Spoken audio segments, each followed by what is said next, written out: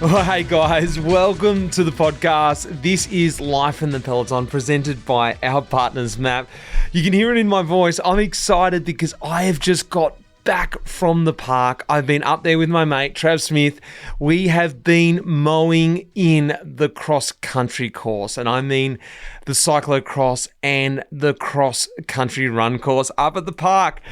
I'm so excited because the weather is awesome and everything's coming together for the Dirty Docker this weekend, the 12th, 13th of October. Yes, guess what? This whole podcast is going to be dedicated to the Dirty Docker. The inaugural cycling and running festival being put on by Life in the Peloton, which is so exciting. We've been working towards this the last 12 months. We did the test event this time last year and the idea was created. I thought it'd be great to just sort of flesh out what the Dirty Docker is. Look, I know everyone can't get to the Dirty Docker. You may be overseas, you may be away, but I thought if you can't get there, at least hear about where this idea came from and all the events that we've got going on here. We've got cross-country running, we've got cyclocross, but we've also got the premier event, which is going to be called the Cobawsome, which is the gravel event. Gravel has gone mad around the world, especially here in Australia as well, and I've jumped on the bandwagon, but I'm trying to do things a little bit different at the Dirty Docker because we're doing it all over the whole weekend. We're combining everything together. My idea was to get everyone up here to Lancefield, camp on Saturday night, create a bit of a festival vibe, and then we go from there. We get into the events. Look, we're going to unpack it much more in this episode. We're not only just going to unpack the event Dirty Docker, but like I said before, we're going to do a little bit of a deep dive into each of those disciplines and understand where they came from. Go back and understand what cross-country running is. Find out a little bit of the history of cyclocross, a little bit about the Dirty Docker cyclocross, the Cross Vegas course, and then do a little bit of a deep dive into gravel, the gravel phenomenon, where it's going, where it's come from, and what people are doing in gravel. Coming up tomorrow, the 10th of October, we have got the Specialized Dirty Docker launch party over at the Map Lab. We're going to be over there having a bit of a fun time. We're going to be eating some great snacks from Terra Twilight. They're going to be catering. So if you're in Melbourne, get down because you're going to get a chance to sample the Dirty Pale, the second Life in the Peloton beer that we've done with Bridge Road Brewers.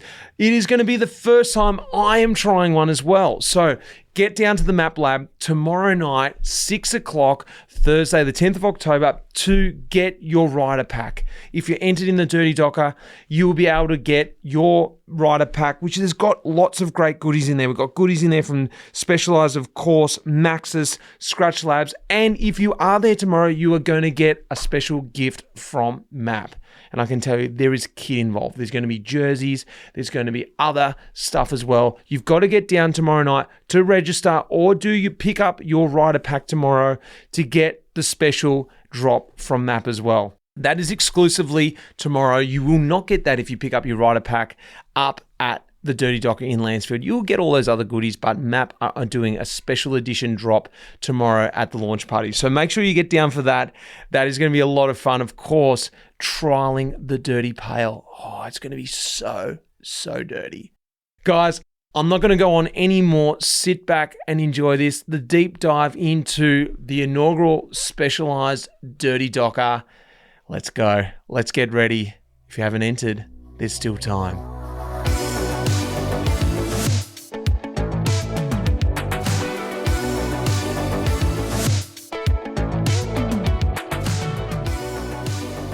Mountain Bike Eliminator, South Africa, Peter Maritzburg. And that's, of course, is Paul van der Ploeg. He is just reminding us that in 2013, he was world champion in that discipline. Paul, good to be here, mate. We're in the lab, actually. We're in the Map Lab down in your hood. Yeah, You're a Collingwood man. This is my sort of home base these days. I grew up in Mount Beauty in northeast Victoria and then, moved here for university. But it's great to be on the pod a bit more officially this time. I've been a guest before, but only on the trails, I think. Yeah, that's right. We're out at Mount Macedon. You were showing me the ropes. But now we're sort of meeting in the middle because what we're doing is we're here to talk Dirty Docker. Yes. You are going to be the voice at the event. That's why I thought it'd be great to have you here. You're going to be up there You've got a lovely voice, a lovely loud voice. Yeah, good. Give us a bit of good a voice for radio, they say. And I thought it'd be good just to run through this idea, this event, get everyone sort of hyped up for it, and meet in the middle, because what I'm talking about is gravel. I'm a roadie. Yes. You're a mountain biker. We've both done a bit of each other's field. I'd say you've probably done a bit more road than I've done mountain biking, but you've thrown your hat in the ring a few times now, but yes, we're meeting in the middle at the gravel. Yeah, and I was thinking about this morning when you asked me to jump on, and I was like, yeah, gravel riding is really good for bringing people from multiple disciplines. You can be a mountain biker and do gravel, or you can be a road rider and happily do gravel, whereas previously it was quite a big leap for a road rider to just jump into a mountain bike event. So it's exciting. The Dirty Docker this weekend, how did this come to action? Well, I'm up in Lancefield. Land Vegas, as it's better known. Yeah, I didn't actually know where Lancefield was until I Googled it last week, and you've been living there for years. So where is Lancefield? Well, it's up in the north of Victoria. Well, as you head out of Melbourne, you start to head north, and you just go past the airport and just keep following your nose up towards Mount Macedon. Sort of towards Bendigo. Yes, sort of towards Bendigo. Keep going and veer off and head up past Romsey, and then you'll come to a quaint little part of the world. It's at Lancefield. So it's just on the other side of Mount Macedon, and it's right near Hanging Rock. It is. It's famous up that area for, it's on the edge of the gold fields, the Golden Triangle. It's not quite in the triangle, but there was some gold around there. Get into the history.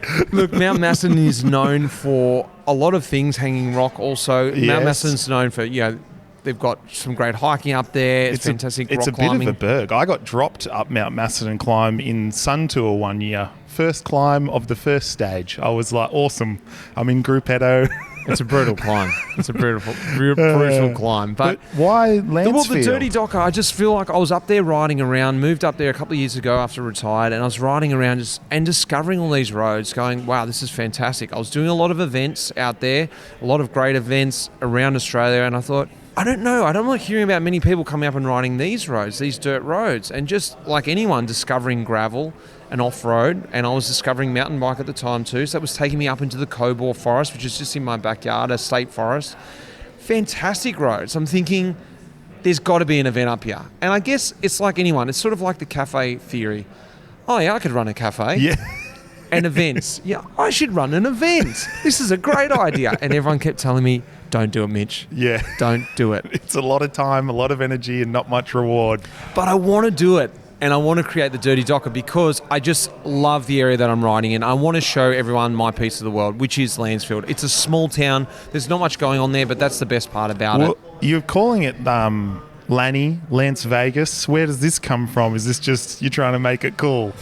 I guess it's just me just trying to shorten names and create new names for everything. The Cobawsome, everything. Yes. So the Cobawsome, I mean, I've never been to Lancefield, so this will be my first time in that town. What do we got to expect? The Cobawsome is the forest that we ride through, and there's a big motorbike scene, is there? There is, yeah. The Cobawsome is the state forest there. It's a fantastic forest just on the back of Lancefield. Lancefield itself is a small town. We've got a pub, we've got a brewery, the most two important things. We've got a bakery, we've got a post office. It's a beautiful main street, and we've got the market there every 4 weeks, the third weekend of the month. Are you running for mayor of Lancefield? What I'm trying to paint the picture is, it's got a few things there, but it doesn't have everything. But that's what I love about it, is that it is really back to the basics. And that's what we got at Dirty Docker, is come up, camp, and just hang out with mates. So camp or glamp? Or glamp. or roll your trailer up. Yeah. And caravan. You can full caravan it up there. You can. That's what I was trying to create, because when I was thinking, I'll come back to your question about Cobawsome in a sec, but when I was trying to create, I was thinking, how do we differentiate this from other events? And other events I've done, I've liked them, but once I've done them once or twice, I'm sort of like, well, do I need to go back and ride that course again? I've done it. Why come back to the Dirty Docker? I thought, well, come and ride the event, sure, but it's about that Saturday night feel, and that's taking a piece out of the mountain biking world that I've been experiencing, is that went to Cape Epic this year, 2 years ago. Time is flying. And I just love this environment that we had around camping. And everyone was just hanging out, war stories, talking about their day, what they got coming the next day, sharing a cold beer or having a laugh, whatever it was, listening to music. that's something I hadn't experienced in the road world. Road world was very much do your race, talk maybe a little bit, and get back to your hotel. You don't want to give away too much at the end of the race. And gravel was sort of halfway there, but it wasn't quite the whole way there. So I thought, how do we create this at the Dirty Docker? Well, this would be great if we can camp at the park, get a few people there and build this atmosphere. And it's 2 days, isn't it? So the Saturday kicks off. Talk us through the schedule roughly, because that's obviously part of creating this whole vibe. I've gone overboard. Way too overboard. Tell us. Well, I didn't just do the gravel race, the Cobawsome. No, that would be easy. I thought, why don't we do a cyclocross race? That would be fun. I dipped my toe in that last year and thought, well, I'll do a cyclocross race. Don't know anything about it, but let's do one.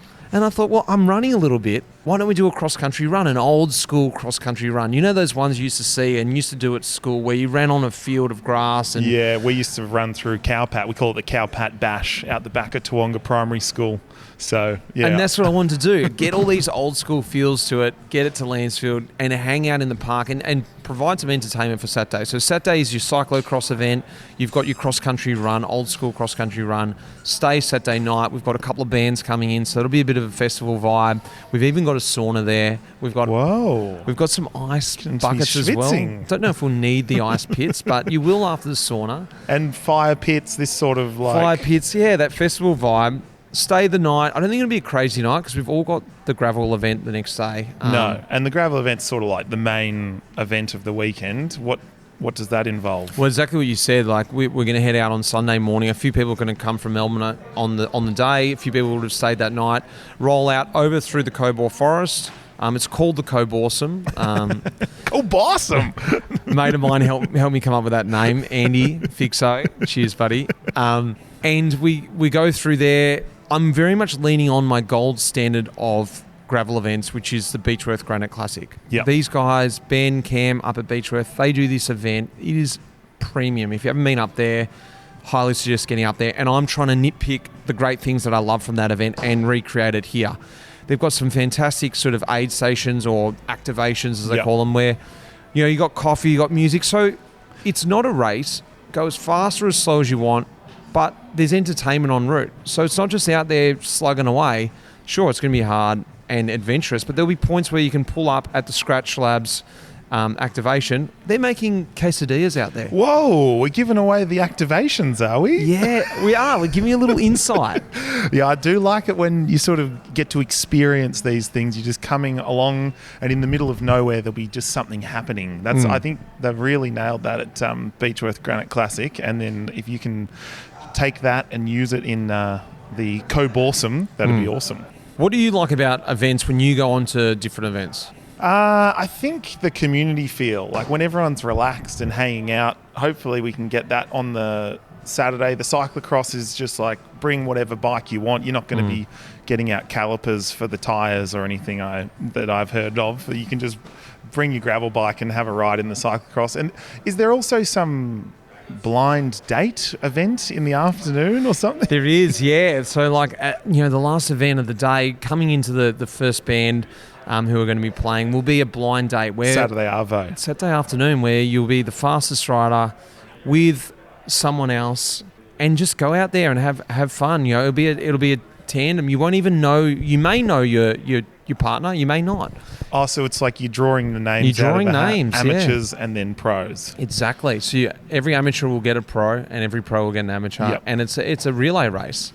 All in, bit of fun, and a cold beer at the end. And on the same course as the cyclocross course. On the same course, exactly, a 2K course. Tag on to your teammate, they go out. Yep. Is it one lap or? 2 laps, one lap each. Yeah, 1 lap each. See, those are the things that really, I think, people remember, because you're just having a bit of fun. Like, we're all going out there riding bikes and having fun, and if you're not having fun, then something's gone wrong.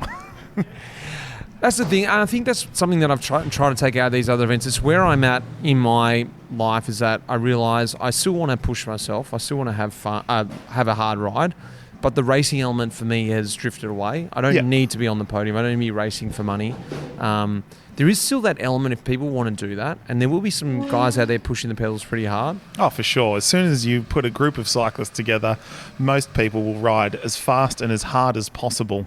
And then they'll just go to the finish and be like, oh, why did I go so hard? Yeah, exactly. Well, before we kick off anyway, tomorrow night here at the Map Lab, we're going to have the launch party. Thursday night? Thursday night. So what's that involve? That will be just me down here with a few others, grabbing a cold beer. We're going to be sampling the Dirty Pale, which is a new beer that we've done with the Beechworth Bridge Road Brewers. Did you put any special juices in there? Some sweat? Well, I did have the trainer set up over the boiler. The boiler. Just sweating into the brew. I was only up there for about 6 hours, yes. So it's not everything going in there. But yeah, it's 90% Mitch's sweat. Guaranteed. Every can is guaranteed to have 1% of my sweat in it. I'm going to be sampling that for the first time tomorrow night. We've got some catering down here. Come down, pick up your numbers. Oh, nice! You can pick up numbers, pick up your entry pack, and then a few people are going to pilgrimage up to Lancefield. I've made a route for people to ride up if they want to. Nice. So, look, we're all just testing the waters, but it's going to be a lot of fun. Well, it's only an hour up to Lancefield from here in Collingwood, so it's pretty close relative, like to some places where you're driving 6-7 hours to go for a bike ride. So quite convenient. Oh, it sounds great. I can't wait. Well, we're going to now chat to a few people about the different of disciplines. We're going to hear from Mitch Lorcan now, who is a pretty handy runner himself. It's a bit of a cowboy, the Mitch Lorcan, from what I've experienced. He's a bit of a cowboy. He's a bit of a man of all trades. Cross-country skiing, he likes to bike. He's better known for his running. We're going to talk to him, help us unpack what cross-country running is. We'll speak to Rob Doyle, who also is a cyclocross man. He helped us design the course. And then we're going to meet back and have a chat about gravel with you, Vandy. Sounds great. Let's get into it.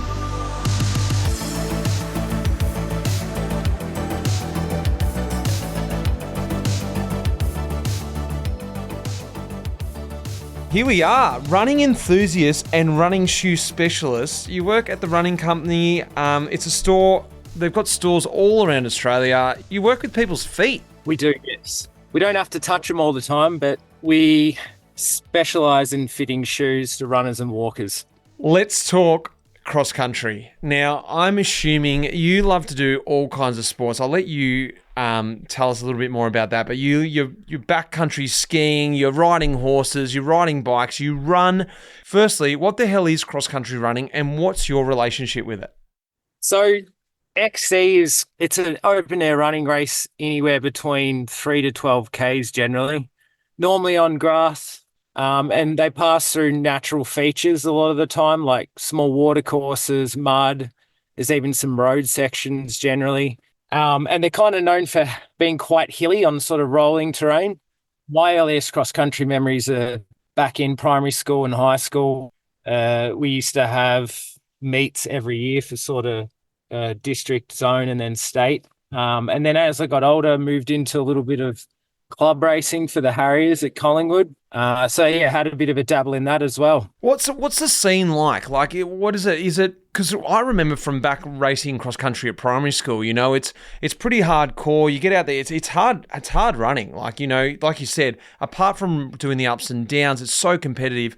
Is it a bit of an atmosphere around the outside with the crowd cheering? Is it all muddy and is it exciting, or is it pretty serious? I would say it's authentic. Right. So kind of strikes a balance. Definitely pretty serious, particularly as the grades go up. But even as intense as it is, it's a lot of fun. So you can take it as seriously as you want, as with most sport. And the dynamics for an XC race kind of help enable that. It's much the same as cross, like cyclocross.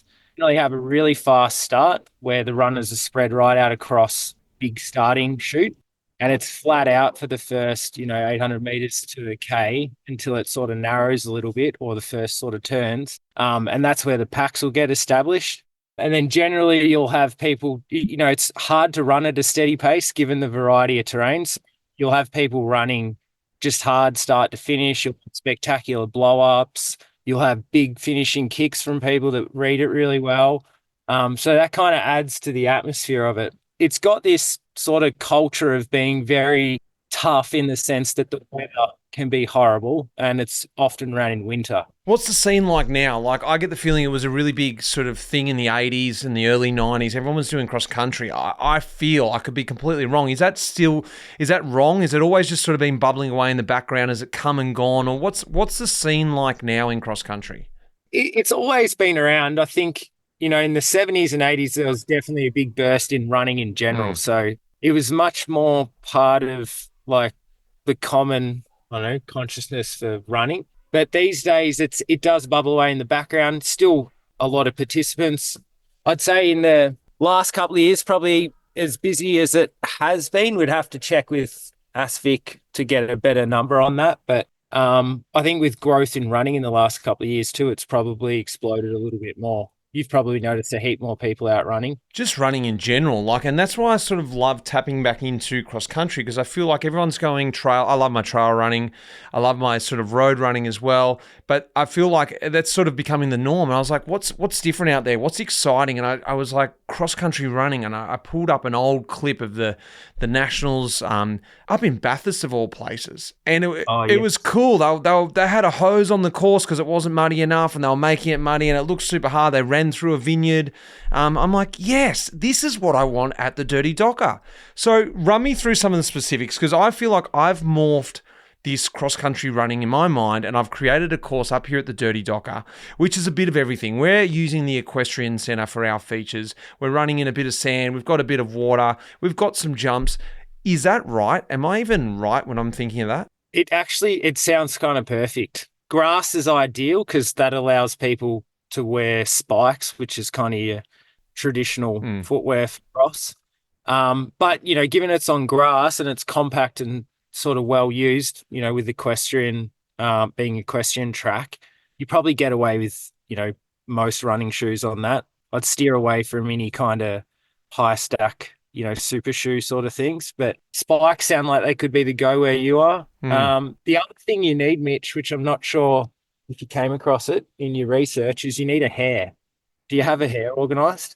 Like a hair, like a big bunny rabbit? No, not like a bunny rabbit. I should probably explain that too. So historically, with XC, when it first started, there was a bunch of guys at a school in the UK back in the 1820s, I think it was. And they asked if they could start a fox hunting club, which is that old school thing where they have horses, dogs, and they chase after foxes, belting over hedges and paddocks and stuff. And the school obviously said no. So instead they set up a small number of crew where they sent some off to pretend to be foxes, and then the rest of them chased them around pretending to be dogs. And so the guys out the front were called hares and the guys chasing were called hounds. And that's where we get the terminology with cross. So the first lap, generally you'd send out a hare just to run off the front. And it kind of helps if the course is scarcely marked to show everyone where the turns are. So yeah, it's an important feature. It's not in all, it wouldn't be like in all cross races, but it's definitely commonplace. Is that sort of like your pacemaker? Like when we see in the Olympic sort of track stuff, those guys who run fast and everyone tries to follow and then those bail out? It's like a pacemaker in that they're not officially in the race, but they're not there to pace the race. They're there to sort of take everyone through the first lap of the course. Oh, right. It's sort of like a lead bike. Yes, exactly. Huh. So if you don't have a hare, you'll need one. Actually, maybe I can be the hare. You could be the hare. You just need someone that they can recognize and chase after. So do you have to put a rabbit suit on maybe? If you could find one, I think that'd be a really good feature as well. You got to be pretty fast though, don't you? Otherwise they catch you. You will have to bury yourself for those 2Ks. Hopefully no one too handy turns up, because it can be pretty intimidating when there's someone breathing down your neck. And how much head start do you get? Well, eyesight. You'll have to gauge it. So if you think 50 meters is going to be enough and they can still see you, that might be all you get. It's sounding like we're going to have a hare. You will have to have a hare. This is ridiculous. Oh, right. Oh, that's brilliant. What other little specifics do we need? You spoke about the shoes. Is there anything else? What makes a really good cross-country runner? When we're talking about the guns now, because this is an all-inclusive cross-country run, I want to make it fun for everyone. We're going to get a few people who are really competitive. We've got the elite and we've just got the novice field. So get out there, have a run, that type of feel. What makes a good cross-country runner really? I would say the footwear, a pair of 3-inch split shorts is generally the norm. The old school running shorts. Old school's good. And upstairs wool was very commonplace because cold climate. So, like the old long sleeve striped footy jumpers were kind of recycled from football, I think, into the cross season. And, the short sleeve singlets, basically any running attire. But I would say dress up is important to look the part in cross. Back in the day, the facial hair would have been very important. There's some crazy sideburns, mustaches, you name it. The hair was important. That's a big feature as well. And yeah, footwear. I would say if you've got spikes, spike up. But if you don't, you'll get away with anything, especially on this course. 32, I would say. So, plan to be getting muddy and probably losing traction in a few spots and ending up hitting the ground. Is there a bit of argy-bargy out there? Yep. Shoulders are rubbed, as are elbows.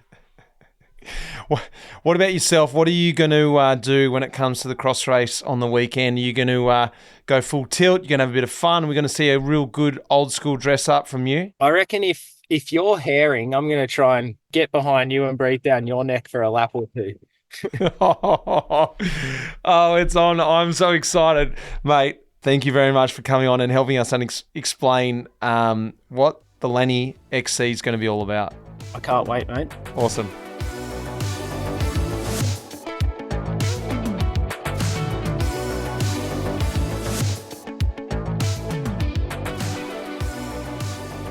All right, Rob Doyle, that is, I'm talking to here. We're talking cyclocross. Rob, welcome. Thank you. Well, we're on the eve of Cross Vegas. I'm reinventing Cross Vegas. Of course, there was very well-known Cross Vegas in Las Vegas. I was almost going to say Land Vegas, which is where now Cross Vegas is reappearing in Land Vegas, Lancefield, the home of the new Cross Vegas. And the centre of the universe, Yes, as has been told many times. Well, before we get into it, long time since we've been racing together. We grew up racing together. Then I was racing overseas. You were racing overseas a little bit yourself.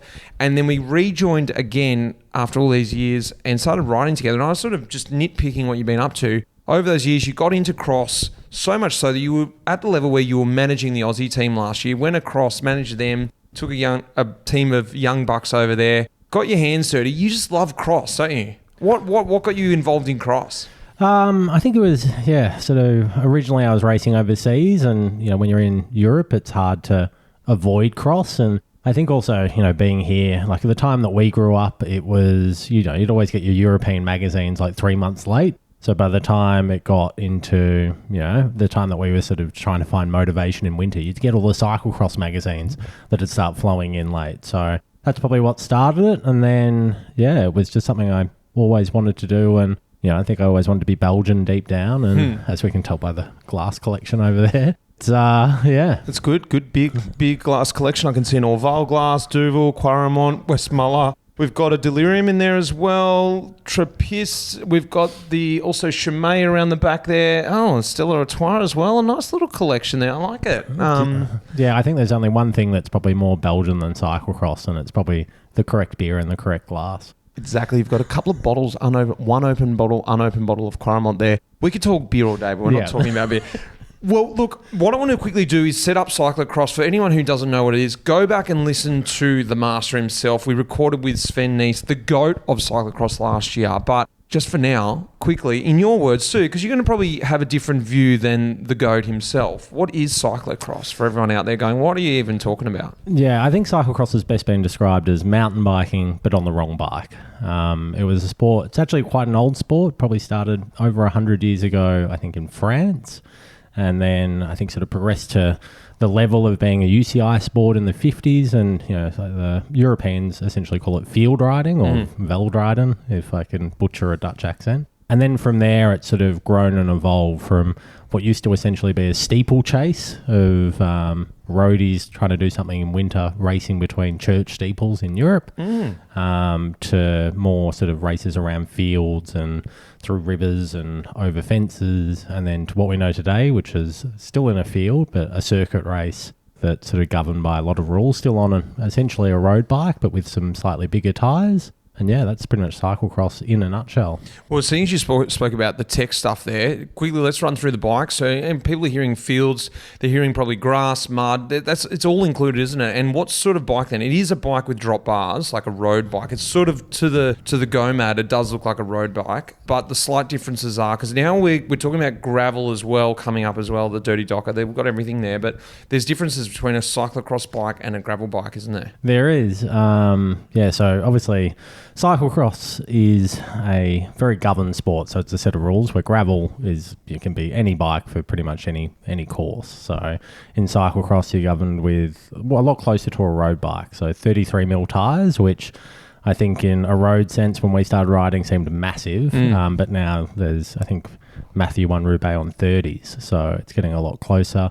Handlebar width is I think 500 millimeters, so not none of these sort of monster gravel bars that you can get out there. And apart from that, it's essentially a road bike with a slightly higher bottom bracket. Most people run their handlebar slightly higher and then a little bit shorter.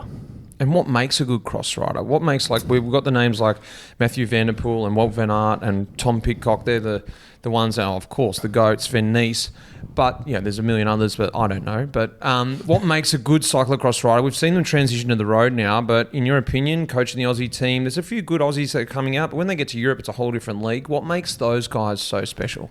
It's just, I guess over there, cyclocross is like our AFL in winter. It's something that they're born into. You think here, when you've got students at high school playing footy, and they play footy every Saturday and whatnot, and then they've already got coaches and staff and all these things to try and get into the AFL. And a lot of places in Europe, that's how it works. There's kids like Walt Van Aert and Matthew Van Der Poel, not kids now, but they were at one point. That's, was their bread and butter that they were essentially born into, especially Matthew being the son of Adrie Van Der Poel, who, is one of the legends of the sport. It's probably the difference between here, where I think the scene's there's been sort of, I guess, spatterings over the last 40 years, but probably in the last 15 years. So we are starting to see a bit of a change in Australian cross, where some of the kids who were really young when the scene started here, we're starting to sort of get a little bit more traction on the international scene, but still going to take probably another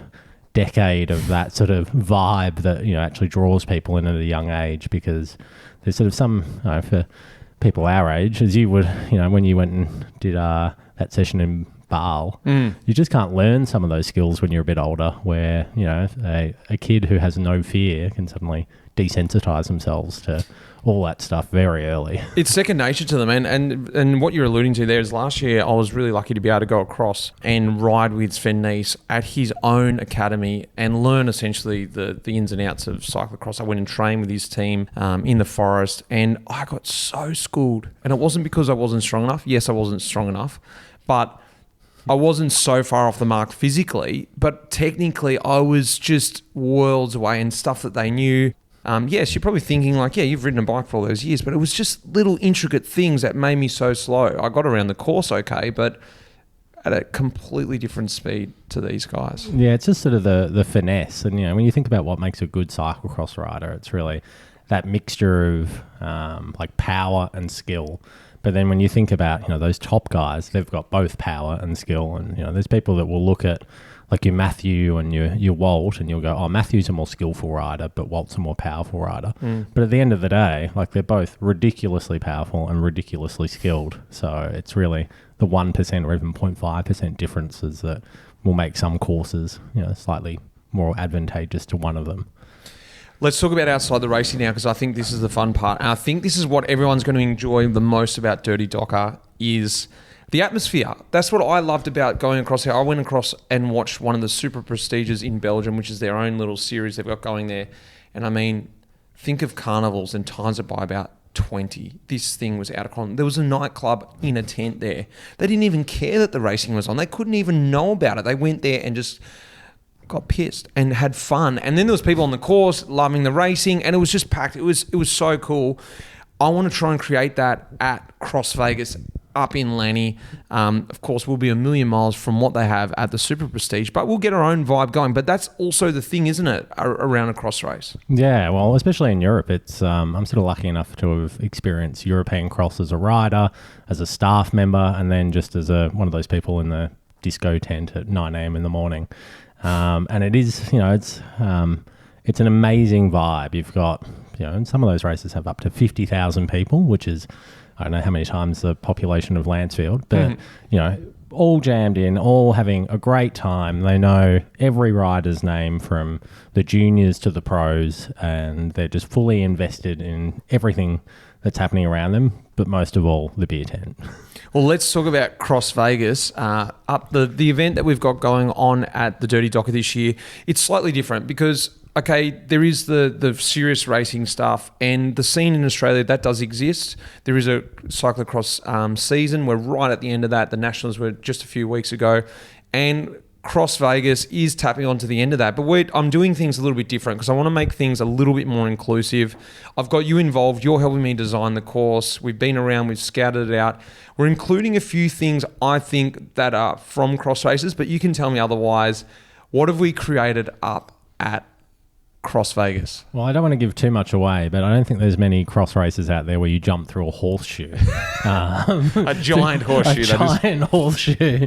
No, I think what we've created is, definitely has some elements of those European off-camber, muddy sort of cross races, but we've put in I think some more features that are, I guess, more representative of you, like the party, almost nightclub section, weaving through the glamping. And that's got elements back to what we're talking about over at, that I know they have the nightclubs at the Belgian races. Okay, we can't jam pack, 500 people into a tent, but we're going to create that feel too. Yeah, we're just going to put them all in the forest and then ride a bike race through it, which will be, I think, amazing. But it's I think the course itself it's a bit tricky with the running on it, the same course. Hopefully we don't break too many ankles while we're trying to make a cross course out of it. But there's the Maxis mud pit. There's, as we said, the horseshoe. There's stairs. There's ups, there's downs, there's a water feature, there's which is a good way to wash your bike when we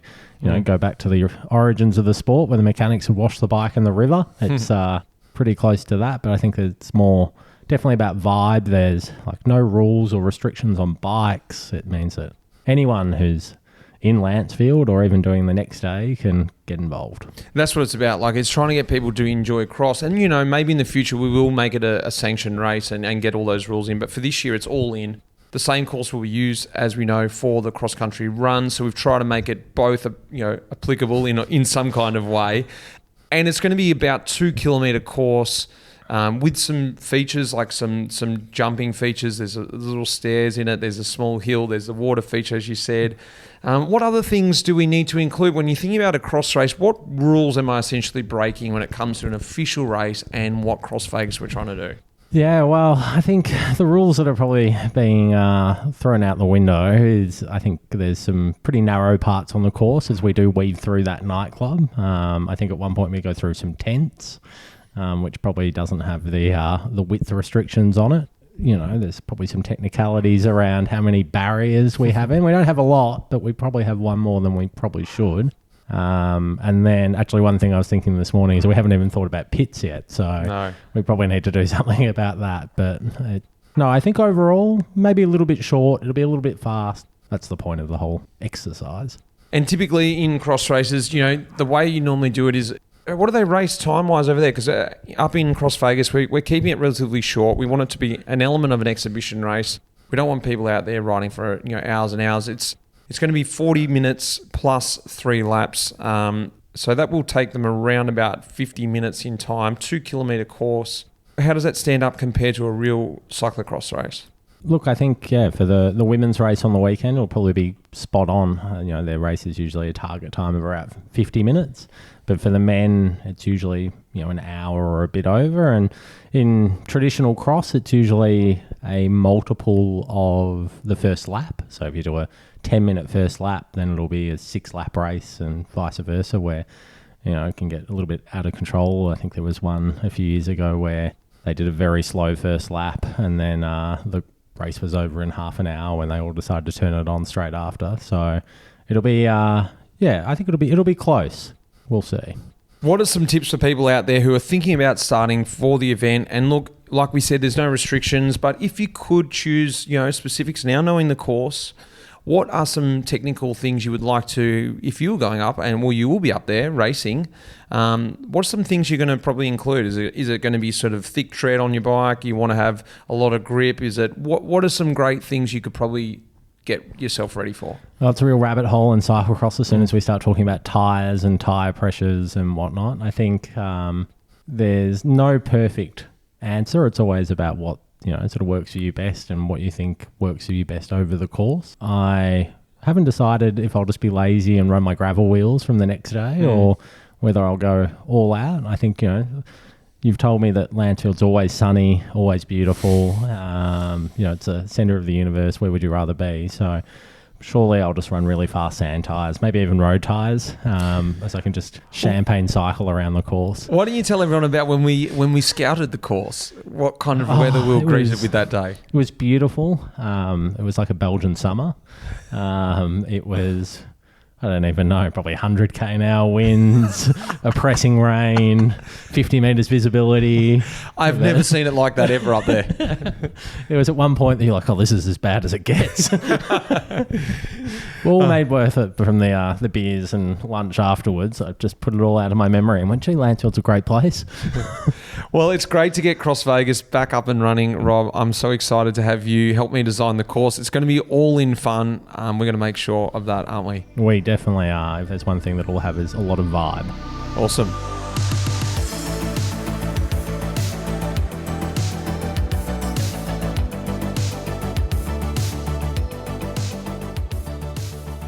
All right, we've just stepped outside for a breath of fresh air, have a coffee out here on the main street of Wellington Street outside the Map Lab. Vandy, let's talk gravel.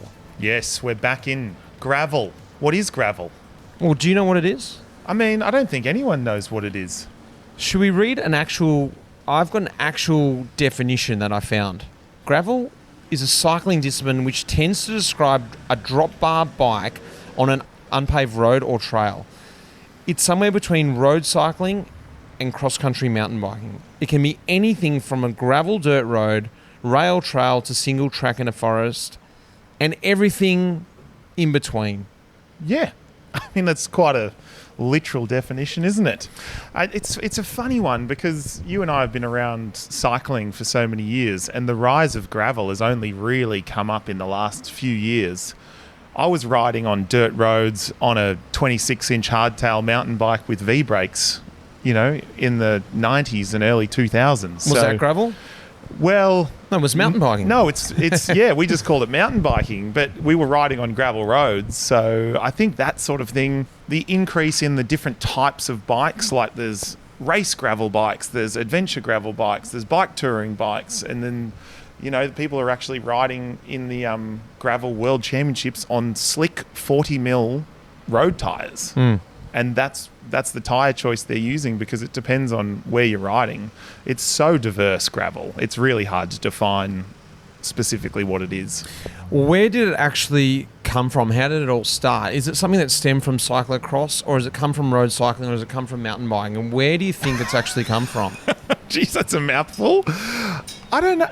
Like, as I said earlier in the intro when we were chatting, I think it really is like a bit of a common ground for road riders and mountain bikers, mostly cross-country mountain bikers, to come together and ride as a community. I've got a very good friend who's a downhill mountain biker. He's just got a new gravel bike and he's addicted to gravel riding. And he would never have raced like a cross-country race before, but he's entering heaps of gravel events. I think it's just really fun.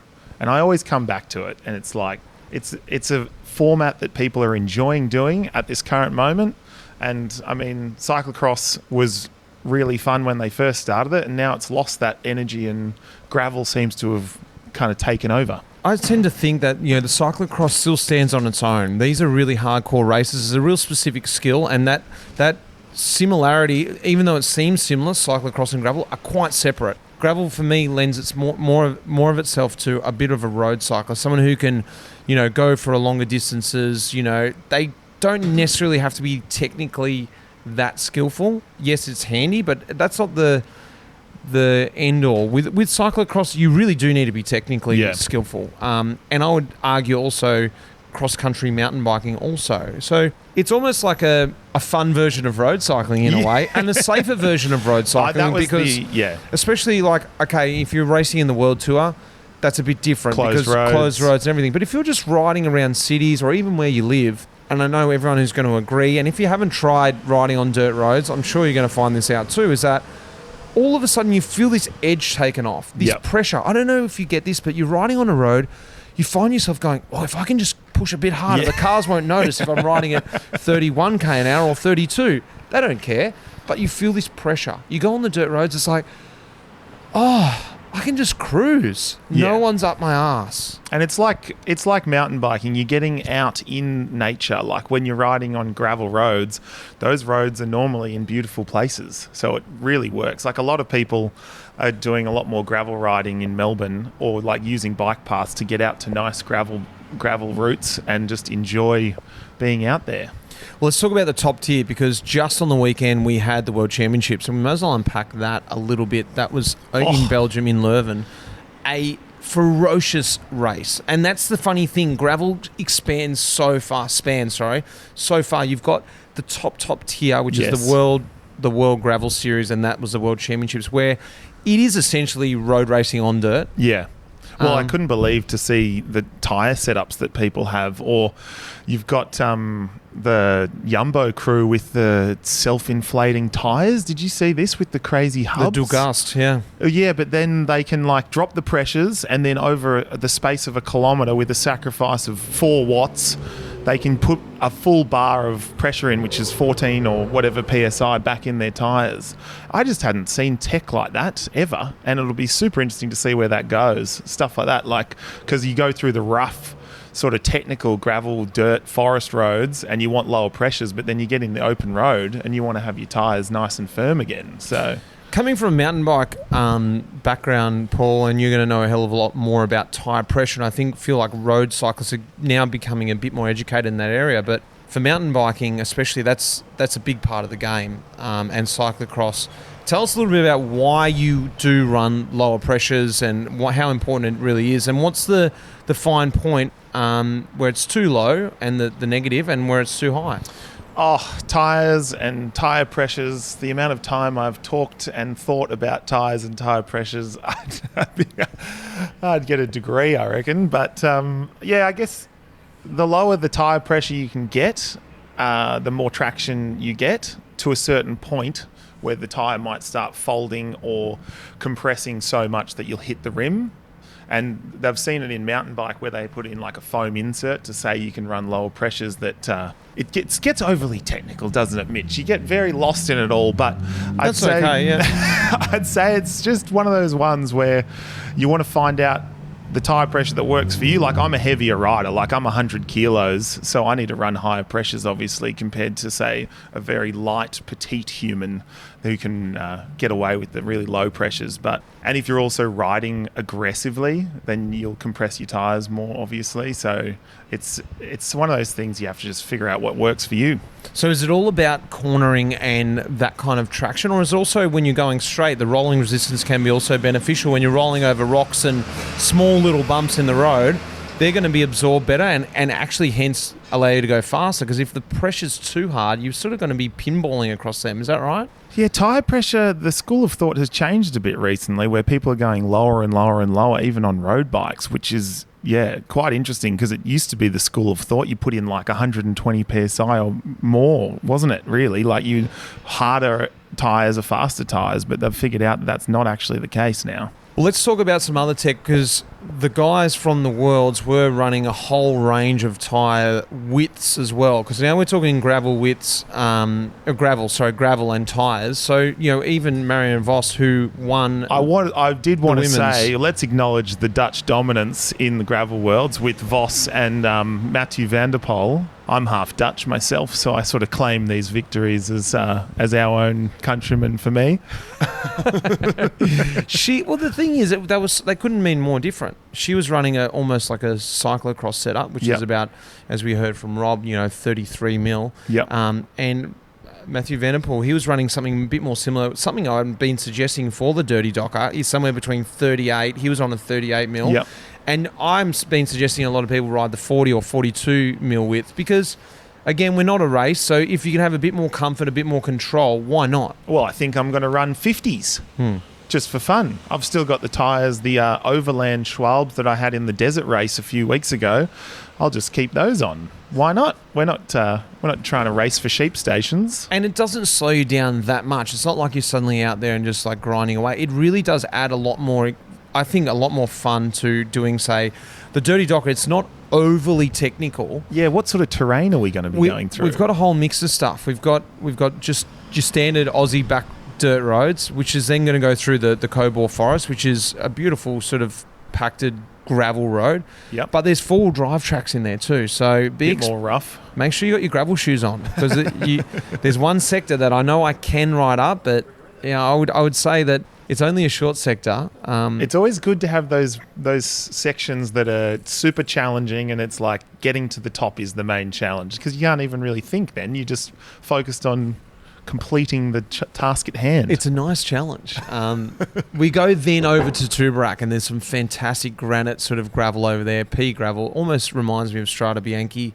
And we head back through the forest, Cobawsome Forest, and down a cheeky surprise for everyone back into Lancefield. In the Cobawsome. And there's a range of distances. We didn't even get to cover that in the intro. We didn't know. We've got a little Laney Loop, 15k for just the newbies and some kids and people who just sort of want to test the waters. We've got the 40, the Pot. The Pot, named after different beer sizes in Victoria. Yes.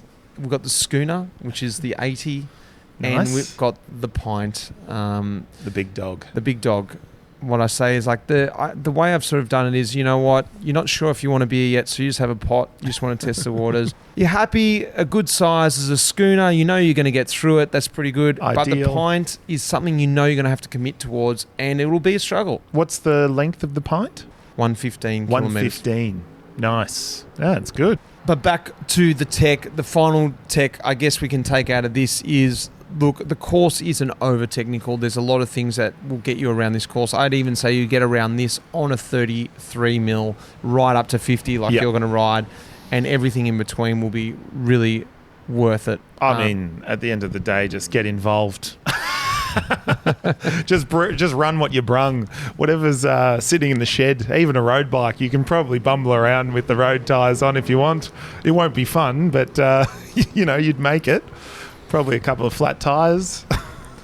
Where do you think the gravel scene is now, and where do you think the gravel scene is going? Because we did speak about the World Cup level, you know, the World Series and obviously the World Championships. A lot of road riders in the World Championships. But there's a great series also over in the US called the Lifetime Grand Prix, which is a mix of mountain bike and gravel, which taps into all the great gravel events over there, but they've made a race out of it. Yeah. And this is something they're tapping into, not just road riders doing. These are pioneers, riders who are sort of making a living out of it. Yeah, it's going to be interesting to see what happens with gravel, whether it becomes more serious and more race-focused, or it can have this coexistence with these fun events like they had Gears and Beers last weekend in Wagga Wagga, where it's just about riding bikes and having a beer. And your event, Dirty Docker, same thing. Beechworth Granite Classic. But then they've got 7 over in Nannup in Western Australia. They've got the World Championships coming up there in the next couple of years.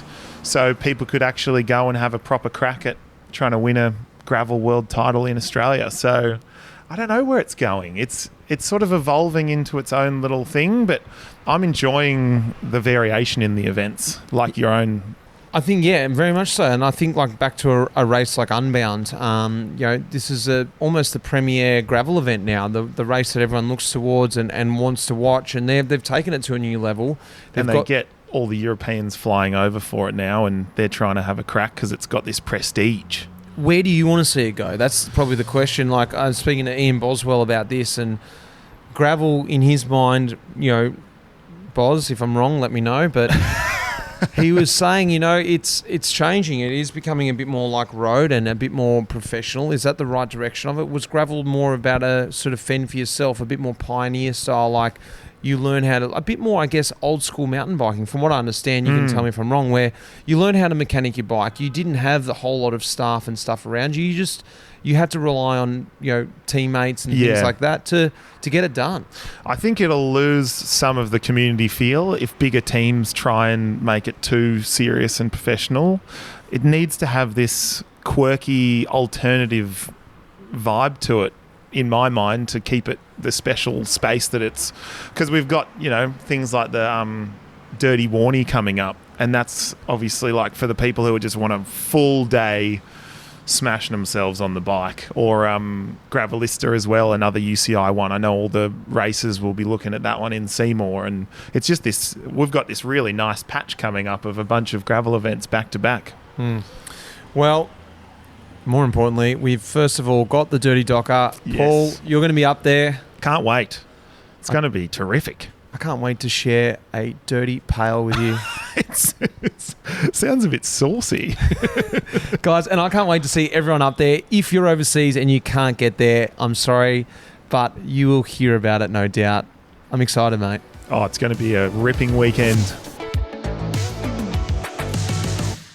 Well, guys, did that get you G? Did that get you excited? If you entered already, you're going to be loving this, because that is what you're looking forward to. If you haven't entered, get on board. And if you can't enter because you're overseas or you're away this weekend, I feel sorry for you, but hopefully we'll be back next year so you can come down and get involved next time. Like I said at the top of the episode, get down to the Map Lab tomorrow for the launch party. Like I said, there's going to be heaps of goodies in the rider packs, plus a special drop only to the people who come to the Map Lab. Something from Map is going to be dropped in your rider pack tomorrow. Plus, of course, the Dirty Pail. Guys, you know all about it. I'll see you down the Map Lab tomorrow. And if not, I'll see you up at the specialised Dirty Docker on the weekend. Cheers, guys. That iconic music in this episode was composed by none other than the legend, Pete Shelley. Cheers, mate.